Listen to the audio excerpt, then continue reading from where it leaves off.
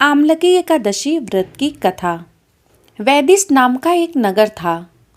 उस नगर में ब्राह्मण, क्षत्रिय, वैश्य और शूद्र रहते थे।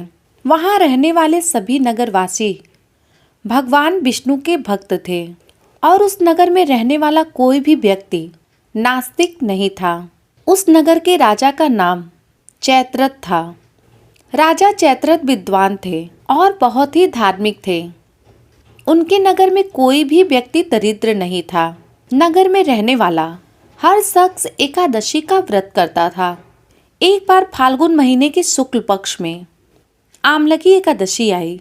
सभी नगरवासी और राजा ने इस एकादशी का व्रत किया और मंदिर में जाकर आंवले के पेड़ की पूजा की और वहीं पर रात्रि जागरण भी किया। तभी रात के समय वहां एक बहेलिया आया। बहेलिया घोर पापी था, लेकिन उसे भूख और प्यास लगी थी, इसलिए मंदिर के कोने में बैठकर जागरण को देखने लगा और भगवान विष्णु व एकादशी की महात्म्य की कथा सुनने लगा। पूरी रात बीत गई।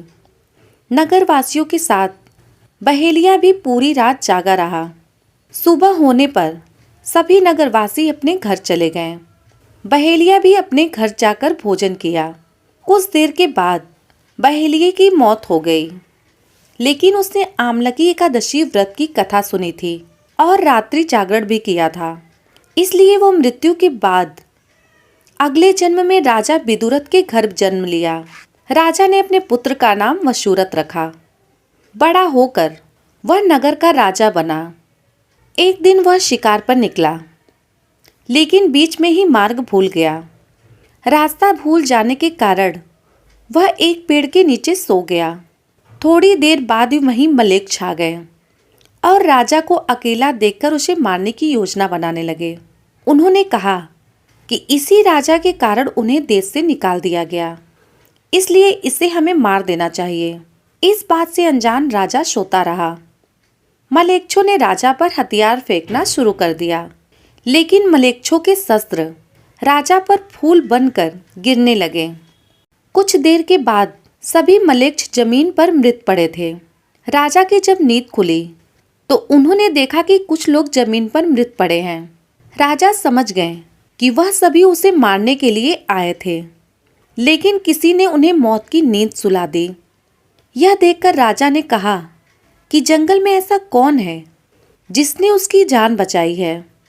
तभी आकाश से आकाशवाणी हुई कि हे राजन, भगवान विष्णु ने तुम्हारी जान बचाई है। तुमने पिछले जन्म में आमलकी एकादशी व्रत की कथा सुनी थी और उसी का फल है कि आज तुम शत्रुओं से घिरे होने के बावजूद जीवित बचे हो। राजा अपने नगर लौटा और सुखी पूर्वक राज करने लगा और धर्म कर्म का कार्य करने लगा। महर्षि वशिष्ठ बोले कि हे राजन, यह सब आमलकी एकादशी व्रत के प्रभाव के कारण हुआ है कि आज तुम जीवित हो। जो भी मनुष्य इस आमलकी एकादशी का व्रत करते हैं और कथा सुनते हैं, प्रत्येक कार्य में वो व्यक्ति सफल होते हैं और अंत में विष्णु लोक को जाते हैं। बोलो विष्णु भगवान की जय। यह थी आमलकी एकादशी व्रत की कथा।